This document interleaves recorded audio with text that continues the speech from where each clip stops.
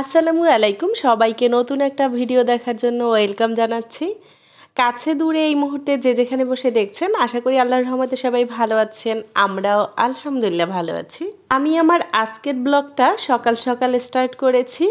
যারা ভিডিও দেখতে শুরু করেছেন তাদেরকে বলবো প্লিজ একটা লাইক দিবেন। চ্যানেলে নতুন হয়ে থাকলে আমার চ্যানেলটি সাবস্ক্রাইব করে বেল বাটনটি ক্লিক করে অল অপশনটি সিলেক্ট করে দিবেন। এতে করে পরবর্তী ভিডিওর আপডেটগুলো সহজেই পেয়ে যাবেন। তো সকাল সকাল ঘুম থেকে উঠে এখানে আমি মারিয়ামকে একটু থানকুনি পাতার জুস খাওয়াচ্ছি। গত 2 দিন ধরে মারিয়াম দেখছি যে টয়লেট করার আগে চিৎকার মারে, আর কি পেটে প্রচুর ব্যথা হয় এবং টয়লেটও একটু অস্বাভাবিক, স্বাভাবিক না, মানে হালকা হালকা একটু আমাশয়ের ভাব ছিল। তো সে কারণে আমি সকাল সকাল থানকুনি পাতা এনে সেটা জুস করে ওকে খাইয়ে দিচ্ছি। আমি যেটা বরাবরই করি আর কি, পেট খারাপের যত বিষয় থাকুক না কেন, পাতলা পায়খানা থেকে শুরু করে আমাশয়, রক্ত আমাশয় যেটাই হোক না কেন, আমরা সব সময় থানকুনি পাতা খেয়ে থাকি, বড়রাও এবং ছোটদেরকেও খাওয়াই। তো শুরুতে সে তো একদমই খেতে চাচ্ছিল না, দেখেছেন যখন খেয়েছে তখন সে মনে করেছে এটা তো চেনা সেই টেস্ট। এরপরে সে একা একাই খেয়ে নিয়েছে এবং লাস্টের দিকে দেখেন সে কিন্তু গ্লাস চেটেপুটি খেয়েছে। তো মাশাল্লাহ সে খাওয়া শেষ করেছে। তো এখন ও যেহেতু সকালবেলা খালি পেটে ছিল, খালি পেটেই আমি ওকে থানকুনি পাতাটা খাইয়ে দিয়েছি। আমার গত ব্লগে সবাই তেলাপোকা দেখার পরে তেলাপোকা কিভাবে মেরেছি সেটা জানার জন্য অনেকেই কমেন্ট করেছিলেন এবং কেউ কেউ তো ইনবক্সেও চলে গিয়েছেন। আমি একটু ব্যস্ততার মধ্যে ছিলাম। আবার হচ্ছে আমি যে এই ওষুধটা দিয়ে তেলাপোকা মেরেছি এই নামে কিন্তু আরও একটা ওষুধ আছে যেটা পিঁপড়া এবং তেলাপোকার জন্য, তাই আমি নামটা মেনশন করিনি। তো আজকে ভাবলাম যে ভিডিওর মধ্যে আপনাদেরকে দেখিয়ে দিই। তো এর আগে আরেকটা হিট নামে আরও একটা ওষুধ আছে যেটা কিনা হচ্ছে টিনের কৌটায়, তো ওইটাতে আমি তেমন একটা উপকার পাইনি। এরপরে লাস্টে মাশরাফির বাবা এই মেডিসিনটা নিয়ে এসেছে, আর এটা আমি সমস্ত বাসায় ছিটিয়ে রাতের বেলা ঘুমিয়েছি। সকালবেলা উঠে যেটা দেখেছি সেটা তো আপনাদের সাথেও শেয়ার করেছিলাম। তো এই হচ্ছে ওষুধ। তো আমি পরপর 3 দিন এই ওষুধটা ব্যবহার করেছি। প্রথম যেদিন দিয়েছি সেদিন তো কি পরিমাণে মরেছে সেটা তো আপনারা দেখেছেন। দ্বিতীয় দিনে মোটামুটি ভালোই মরেছে। তৃতীয় দিন একদম পিচ্ছি পিচ্ছি যেগুলো ছিল, চাইনিজ তেলাপোকা বলে, একদম ছোট ছোট, ওইগুলোই বেশি বিরক্ত। যাই হোক, এখন একটু নিশ্চিন্তে থাকতে পারি। এর আগে খুব টেনশন হতো যে রান্নাঘরে গিয়ে দেখতাম যখন তেলাপোকা, ভাবতাম তো সপ্তাহের মধ্যে এটা হাঁটাহাঁটি করে চুলা, তারপর হচ্ছে রান্নাঘরের কাউন্টারে, হাঁড়ি পাতিল সপ্তাহের মধ্যে হাঁটাহাঁটি করে। এটা ভেবেই আমি খুব ডিপ্রেশনে চলে যাই। মানে তেলাপোকা আর মাছি এই দুইটা জিনিস আমার কাছে এত বেশি বিরক্তকর যেটা বলে বোঝাতে পারবো না। তো যাই হোক, মারিয়াম সকালবেলা খিচুড়ি খেয়েছে। মারিয়ামকে খিচুড়ির মধ্যে আমি একটু থানকুনি পাতা দিয়েছিলাম। তো মাশরাফিকে দেখেন সে কিন্তু ভাত খাচ্ছে। আর কিছু পরিবর্তন কি আপনারা খেয়াল করেছেন? মাশরাফি কিন্তু নিজের হাতে ভাত খাচ্ছে, যদিও হাতে খাচ্ছে না, চামচ দিয়ে খাচ্ছে। এতেই আলহামদুলিল্লাহ, আলহামদুলিল্লাহ। মাশরাফিকে নিয়ে আমরা সবচেয়ে বেশি টেনশন যেটা নিয়ে করি যে আমাদের অবর্তমানে মাশরাফিকে কে খাইয়ে দেবে।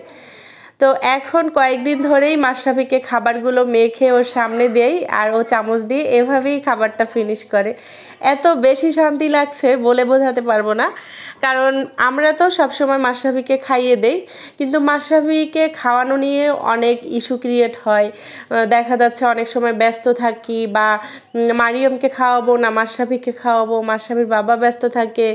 তো কোথাও বেড়াতে গেলে তখন দেখা যাচ্ছে রিলেটিভস যারা আছে তারা কে মাশরাফিকে খাওয়াইয়ে দিবে এটা নিয়ে একজন একজনকে ঠেলাঠেলি করে। এই বিষয়গুলো খুবই কষ্টকর, খুবই দুঃখ। তবে এসব কথা বাদই দিলাম, মানে কে খাইয়ে দিবে, কে গোসল করাবে, এটা নিয়ে কোনো টেনশন নাই। কারণ আমরা যতদিন বেঁচে আছি, মানে মাশরাফির বাবা আর আমি যতদিন বেঁচে আছি, মাশরাফির কোনো টেনশন নাই। আমরাই ওর জন্য যথেষ্ট, কারো কোনো দরকার নেই। তবে টেনশনের বিষয় যেটা হচ্ছে আমাদের অবর্তমানে। তবে আলহামদুলিল্লাহ আমার ছেলে কিন্তু সেলফ ডিপেন্ডেন্ট একটু একটু করে শিখছে সব কিছু। তো এখন সবচেয়ে বড় যেটা ছিল খাওয়া নিয়ে, দেখা যাচ্ছে ওর পছন্দ যেটা সেটা হয়তো বা ওকে খাবারের সাথে মিশিয়ে দিতাম, ও কিছু না বলেই খাবার রেখে চলে যেত। তো এখন ওর ইচ্ছে মতো নিয়ে ও ইচ্ছে মতোই খেতে পারে, এটা আসলে আলহামদুলিল্লাহ আল্লাহর কাছে আবারও শুকরিয়া আদায় করছি। আর আপনারাও জেনে খুশি হবেন যে মাশরাফি আস্তে আস্তে সব কিছু শিখছে বা বুঝতে শুরু করেছে। আমি জানি আপনারা মাশরাফিকে অনেক বেশি ভালোবাসেন, কারণ প্রতিটা ভিডিওর কমেন্টে আপনাদের এত সুন্দর সুন্দর কমেন্ট থাকে যেগুলো পড়ার পরে আমি আসলে এত বেশি আত্মবিশ্বাস ফিরে পাই যেটা বলে বোঝাতে পারবো না। আর সবচেয়ে বড় কথা হচ্ছে মাশরাফি যেমন আছে আল্লাহর কাছে লাখ লাখ শুক্রিয়া। মাশরাফিকে নিয়ে যতবার যত জায়গায় গিয়েছি, ওকে ঘাটাইল স্কুলে দিয়েছিলাম বা ডক্টরের কাছে যতবার গিয়েছি, তো এমন এমন ব্যাপারের সম্মুখীন হয়েছি, মানে এমন এমন বেবিদেরকে দেখেছি যেটা দেখে আমার চোখের পানি ধরে রাখতে পারিনি। আর তখন আল্লাহর কাছে হাজার হাজার শুক্রিয়া করেছি যে আল্লাহ তাআলা মাশরাফিকে যেমন দিয়েছেন, আল্লাহ তাআলার কাছে লক্ষ কোটি শুক্রিয়া। ওকে তো তাও অনেক স্বাভাবিক করেছেন। তো অস্বাভাবিক বাচ্চাগুলো যখন দেখি তখন বুকের মধ্যে আসলে অনেক বেশি কষ্ট হয়, চাপা কষ্ট হয়।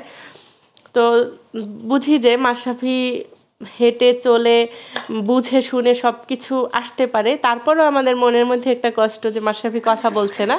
তো যেই সব বাচ্চাদের বোঝেন যে উঠে দাঁড়াতে পারে না, হাঁটতে পারে না, বা সব সময় হুইল চেয়ার নিয়ে থাকতে হয়, সেই বাবা মায়ের মনের অবস্থাটা কেমন হয়। আল্লাহ তাআলা সকল বাবা মাকে ভালো রাখুক এবং সকল বাবা মায়ের সন্তানদেরকে সুস্থ রাখুন, এই দোয়া সব সময় করি। তো যাই হোক, সবাই আমার সন্তানদের জন্য দোয়া করবেন এবং আমার পরিবারের জন্য দোয়া করবেন। গত রাত থেকে প্রচুর বৃষ্টি, এবং বৃষ্টি দেখেই তো মাশরাফির বাবার আগেই খাবার দাবারের মুড চলে আসে। তো সকালবেলা উঠেই বলেছে খিচুড়ি খাবে, এবং বাজারে গিয়ে গরুর মাংস এবং মুরগির মাংস দুইটাই নিয়ে এসেছে। জানে তার ছেলেমেয়েরা গরুর মাংস তেমন একটা পছন্দ করে না। মারিয়ামকে শুধু গরুর কলিজা খাওয়াই মাঝে মধ্যে, মাংসটা এখন পর্যন্ত দেইনি। আর মাশরাফি তো গরুর মাংস পছন্দ করে না। তবে গত 2 দিন আগে দেখেছি সে খাসির মাংসটা বেশ মজা করে খাচ্ছিল, আর সেটা ভেবেই আজকে শুরুতে আমি ওর জন্য গরুর মাংস রান্না করেছিলাম। তো গরুর মাংস দেখার পরে মাশরাফির মুখটা একদম কালো হয়ে গিয়েছে, তো ভাবলাম যে সে এটা খাবে না। তো এখানে আমি আবার খিচুড়ি রান্না করতে শুরু করেছি। বৃষ্টির সাথে খিচুড়ির একটা প্রেম আছে, মানে বৃষ্টি যখনই আয় সবারই মনের মধ্যে প্রথম যে কথাটা আসে সেটাই হচ্ছে খিচুড়ি। তো দুইজনের সাথে একদম একটা ভাবসাব আছে।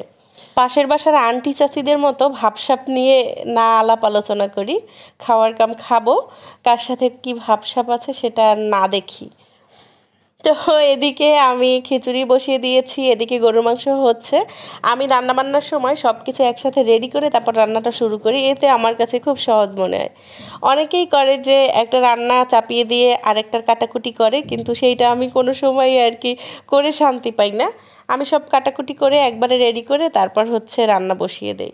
তো এদিকে মাশরাফির জন্য আবার একটু মুরগির মাংস আলু দিয়ে রান্না করলাম, যেটা হচ্ছে মাশরাফির বেশি পছন্দ। আর আরেকজন সে গোসল করে এসেছে, আর সে এমন অবস্থা করে বাসার মধ্যে তার কোনো ড্রেস আর কি কোনো ড্রেস অবশিষ্ট থাকে না। একদিনের মধ্যে সে পরে সব কিছু শেষ করে, মানে যত ড্রেস আছে সব একটার পর একটা বের করে আনে আর আমাকে সেটা পরিয়ে দিতে বলে। আর যখন আমি একটু বকা দেই তখন মুখের অবস্থা ওরকমের করে এক জায়গায় দাঁড়িয়ে থাকে। আর মাশরাফি এখানে শুয়ে শুয়ে একটু টিভি দেখছিল। ইদানিং মাশরাফি টিভি এবং ফোন দুইটাই দেখে। অনেকেই বলে বাচ্চাদের কাছে বেশি ফোন বা টিভি দেখলে বাচ্চাদের প্রবলেম হয়, কিন্তু মাশরাফি ছোটোবেলা থেকেই টিভিও দেখে না, ফোনও ধরে না, কিন্তু ইদানিং সে ফোন হাতে পেলেই ফেসবুকে ঢুকে তারপর রিল ভিডিও বের করে ওটা দেখতে থাকে। আর মারিয়াম ফোন পেলে সে তো ইউটিউবে চলে যায়, সেখানে গিয়ে রিল ভিডিও দেখে। এদিকে মাংসটা আলাদা রান্না করেছি আর খিচুড়িটা আলাদা রান্না করেছি। মাংস এবং চাল ডাল একসাথে যে খিচুড়িটা রান্না করে ওইটা আমার তেমন একটা বেশি ভালো লাগে না। আর আজকে মাংসটা একটু বেশি সেদ্ধ করেছি কারণ মারিয়ামকে খাওয়াবো। যদিও মাংস কেনার সময় মাংসওয়ালা এক্সট্রা করে আমাদের 2টা জিনিস দেয়। আমার জন্য নলির যে হাড়গুলি আছে সেগুলি দেয়, আর মারিয়ামের জন্য 2-3 টুকরা কলিজা দিয়ে দেয়।